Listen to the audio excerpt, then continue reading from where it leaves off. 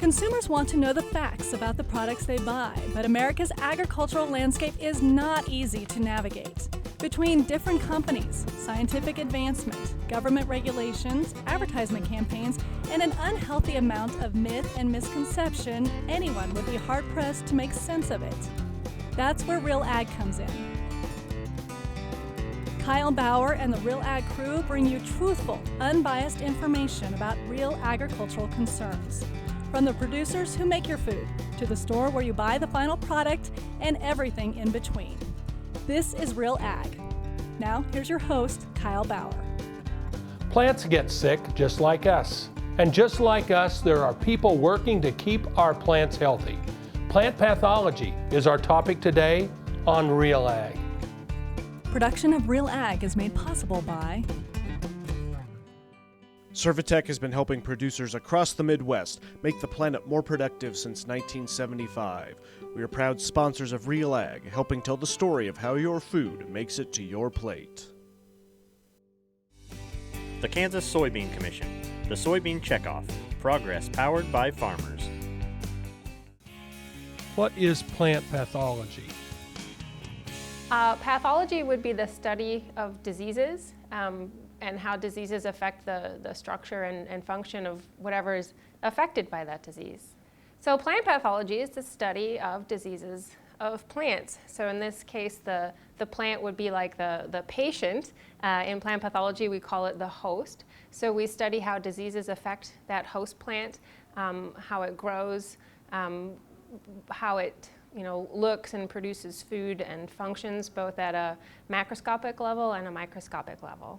Plant diseases are caused by a lot of different types of organisms, and including fungi, bacteria, viruses, and some small little microscopic worms called nematodes as well.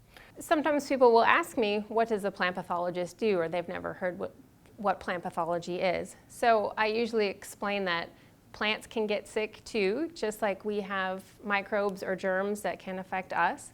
There's fungi and bacteria and viruses and things that can affect plants. They reduce crop yields or crop quality, and it's very important. So I explained to them that in a certain sense, plant pathologists are kind of like doctors.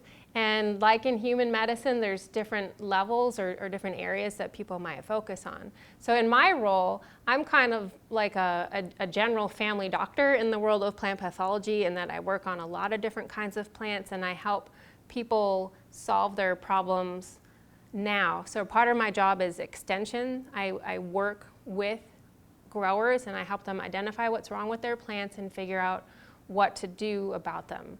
And part of my role is also working in our diagnostic lab where people send us sick plants. We figure out what's wrong with them and help people understand what to do to manage it or prevent it in the future. Plant pathology is important because it influences all of our lives. The one common denominator in people is we need to eat.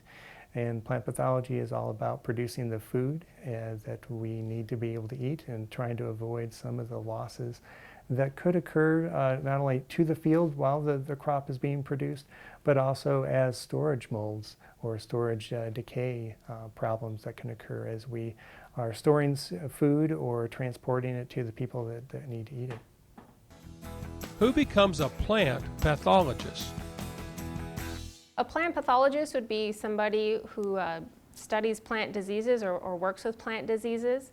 And there's different places they might be employed. One place would be like me here at a university. A lot of the land-grant universities have some sort of plant pathology component, so we do research and teaching and extension or outreach related to plant diseases and all of their different facets. So they're all over the country in lots of different universities. Silently doing their work behind the scenes and trying to study the different diseases. The federal government, the U.S. Department of Agriculture, is another common place for plant pathologists who will often be doing the research or studying the diseases that are of interest to them. If you've traveled overseas and you've come back and you've gone through quarantine and they ask you questions about what are you bringing back, some of that is related to trying to prevent the entry of plant pathogens into this country. Related to that quarantine issue, there's plant pathologists who work at ports of entry, like Miami or other big international ports where there could be plant material coming in, and they would inspect those to see if there's any new diseases coming in. Let's see, where else? Companies will employ plant pathologists. There's large agriculture companies or small co-ops that are also interested in supporting plant pathologists or employ plant pathologists to help local farmers with their management problems, with their disease management problems.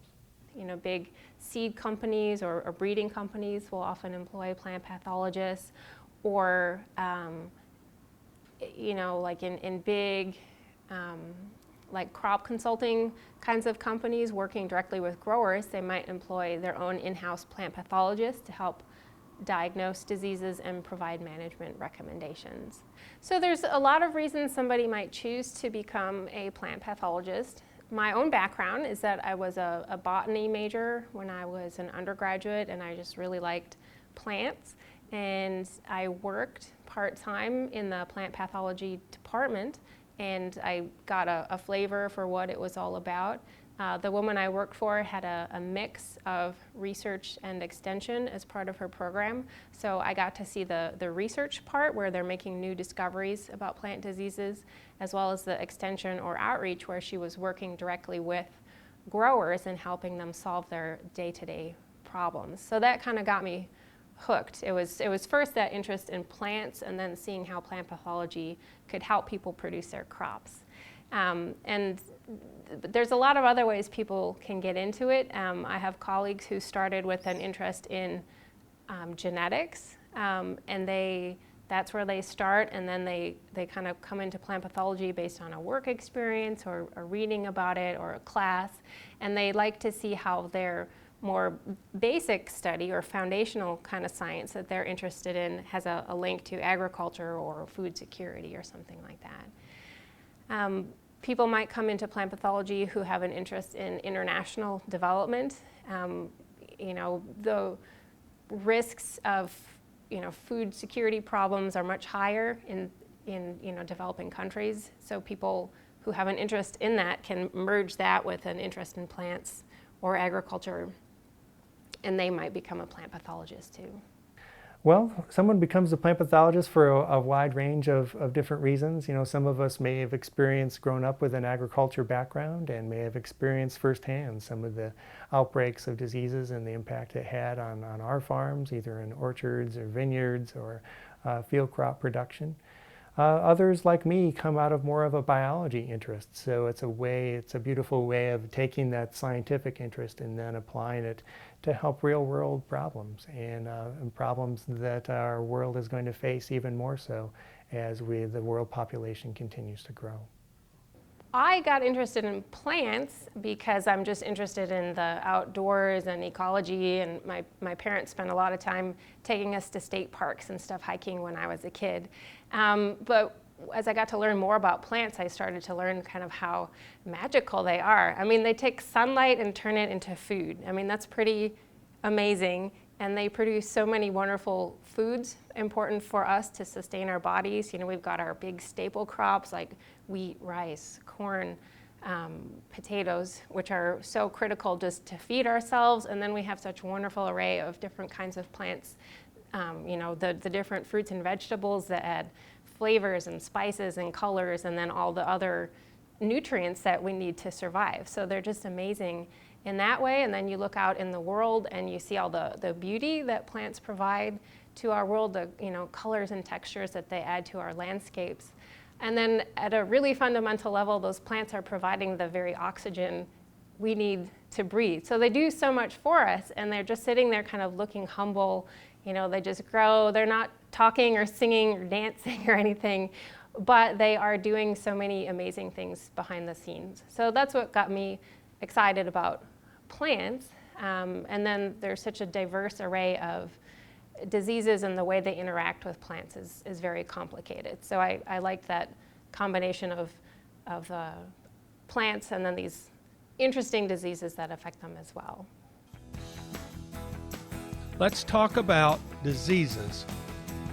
Well, there's a lot of factors that affect plants. When we're talking about plant pathology, there's kind of two main categories of things. There's what we call the biotic diseases, and I'll describe that in a second, and then abiotic or environmental. So the biotic ones, these would be, like in human medicine, this would be your infectious germs. So with plants, the main microbes or germs that affect them would be fungi, bacteria, viruses, and nematodes. There are some others, but those are the main ones. So those are the biotic ones. And then we have the abiotic, non-living factors that affect plants. And there's a lot of those too, like temperature, water, fertilizer, physical injuries, anything that affects the health of a plant but is not contagious from plant to plant. And those things can go together. For example, some plant diseases are more likely to occur when the plant has too much water or too much nitrogen. Other plant diseases are more common if the plant has not enough water or not enough nitrogen. So there's a lot of different things in play. So just like human medicine, right? When you think about yourself holistically, there's a lot of environmental things going on in your life, and if you're not eating well or you're stressed, you're more prone to certain kinds of diseases. And it's kind of the same way with plants. There's a lot of things going on together. Just as one point, I do want to mention that the diseases of plants, for the most part, are different from diseases of humans. There are a few plant pathogens that can affect humans, but it's kind of rare. And then there are some special cases where there's some fungi that affect plants that produce toxins that affect the animals or humans that eat them. But for the most part, they've got their own unique set of diseases. You know, for example, a lot of us have bought strawberries, and then you find that one that seems to get a little fuzzy soon. That's a pathogen that's called gray mold. That's a very common kind of storage decay of strawberries. So that's one place that people can identify with, or something like that. A big historical example that people might have heard of would be the Irish potato famine. There was a disease of potatoes that came in to Ireland in the 1840s and wiped out crop after crop, led to food shortages and famine, and a lot of people died and a lot of people left Ireland. So that would be a huge one historically. Plant diseases are extremely common. I doubt there's anyone in Kansas that's grown a tomato that hasn't likely experienced some degree of diseases in their yard. There's lots of very common in landscape plants, in turf, grasses, and also in the agriculture fields around us as well. So there are hundreds of diseases, for example, that can affect a wheat crop. Fortunately, there's about a dozen of them here in Kansas that can be a major problem for our wheat producers. And other crops are very similar to that type of thing as well. So there's lots of examples kind of in our own backyards and also in production fields for farmers all around us. Plants can show symptoms in a lot of different ways, just like we can, right? You know, we might have a fever or spots on us if we've got a rash or who knows what. And plants can exhibit a lot of different kinds of symptoms. They might wilt, their roots could rot, there might be leaves with different spots of different sizes and colors and shapes. It might just be that the plant is kind of stunted and smaller and has less yield. Plants can get infections in their water conducting tissue or their xylem, and they'll show discoloration in those areas. So it's very broad, and it can be difficult to know which disease that the plant has unless you've got some expertise in that area. It's an ongoing battle that disease-causing organisms, the microorganisms that cause disease, continue to change all the time. So we're always looking for new sources of genetic resistance. We're always looking for new methods that we can control. So it's a kind of an ongoing battle between plant pathologists and the organisms that we're trying to fend off from our plants as well. So one of the things that is easy to kind of fall into is that we'll often think of all fungi or all bacteria are bad, but in fact many of them are quite beneficial. Most of them are not going to cause disease, but serve a very important role in the decomposition or breakdown of old plant debris into soil that future plants will need to grow in. So many of those same fungi are very beneficial in their role in the overall ecosystem that we depend on as well. Some of them have very specialized relationships with plant roots, for example. They're called mycorrhizal fungi, and they will actually help the plant go and harvest nutrients from the soil and become much more effective at getting the fertilizers out of the soil and bringing them up to the plant where they can be used to produce the food that we're interested in growing as well.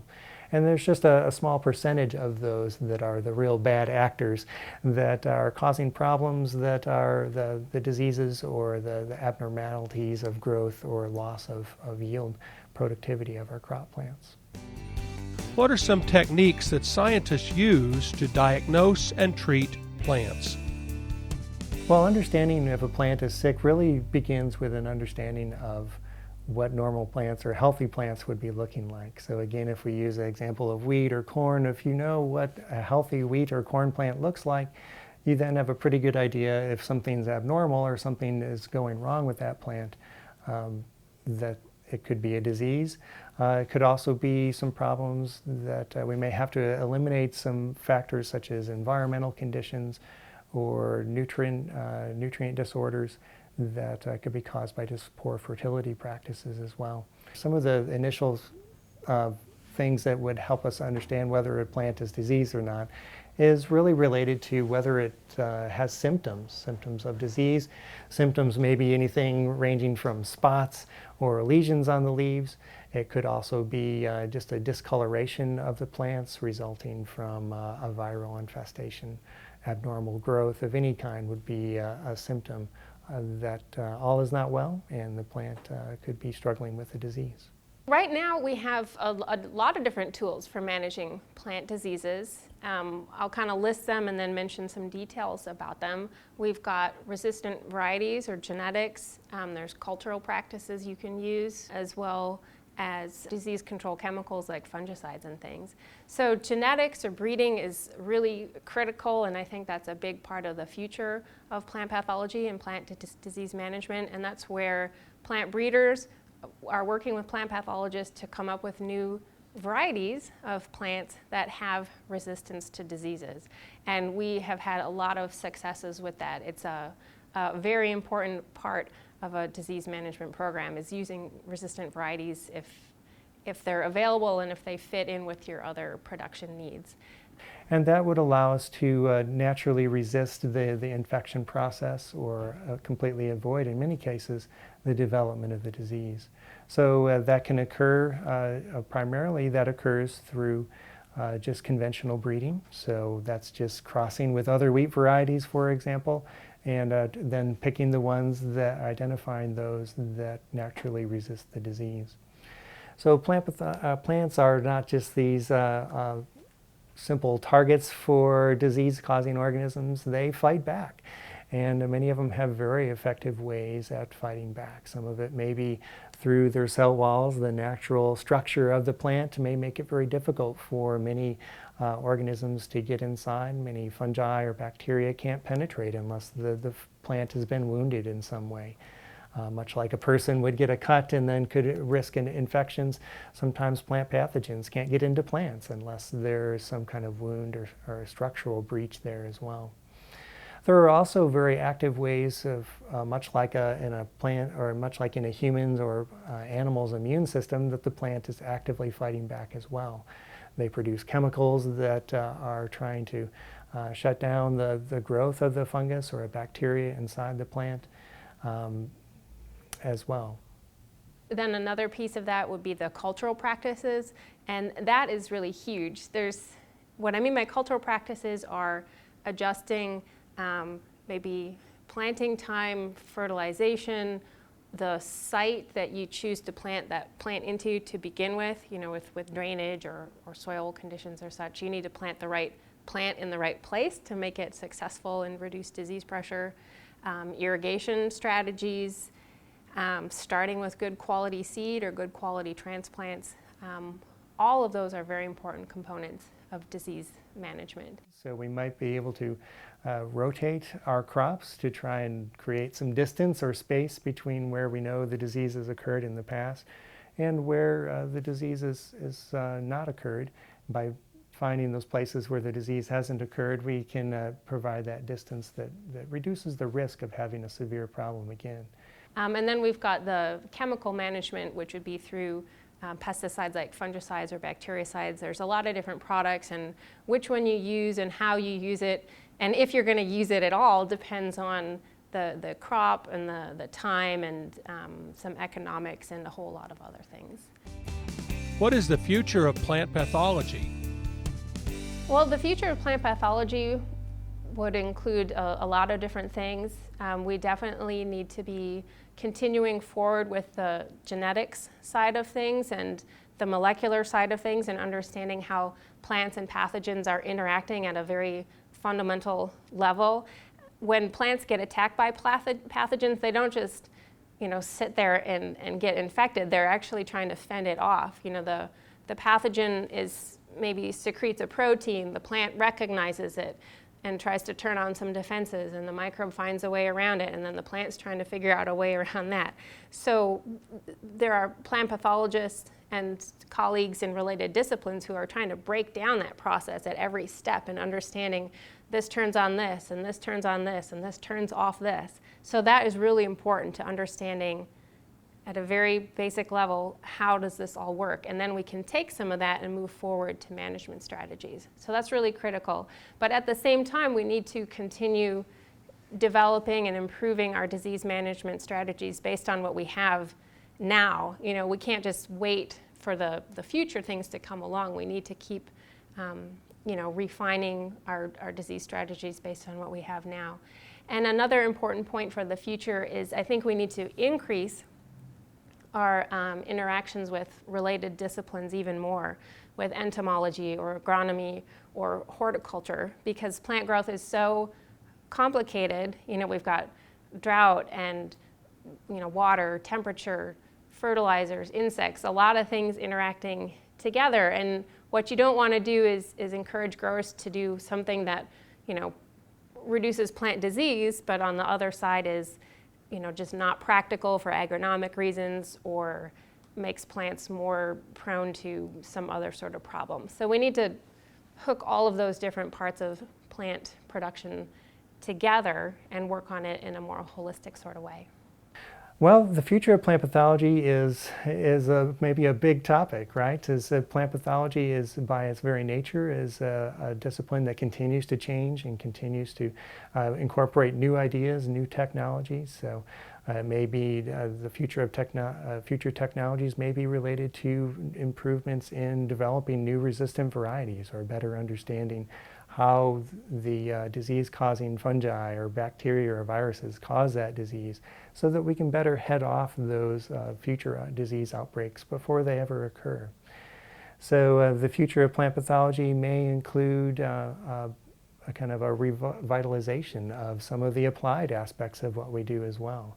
So I think we're in a situation where there aren't as many scientists that are interested in going into some of the more applied things. There's maybe more emphasis on some of the laboratory training of our new scientists. So the future of plant pathology may be really boots on the ground as we start to experience more pressure in our global food supplies. There may be an additional call for future plant pathologists as well to be that boots on the ground, applied person in the field that can really help problem solve food production problems. That wraps up this episode of Real Ag. Remember, you can see every episode of this series by going to SmokyHillsTV.org. Until next time, I'm Kyle Bauer, and this has been Real Ag. Production of Real Ag is made possible by Servitech has been helping producers across the Midwest make the planet more productive since 1975. We are proud sponsors of Real Ag, helping tell the story of how your food makes it to your plate. The Kansas Soybean Commission, the Soybean Checkoff, progress powered by farmers.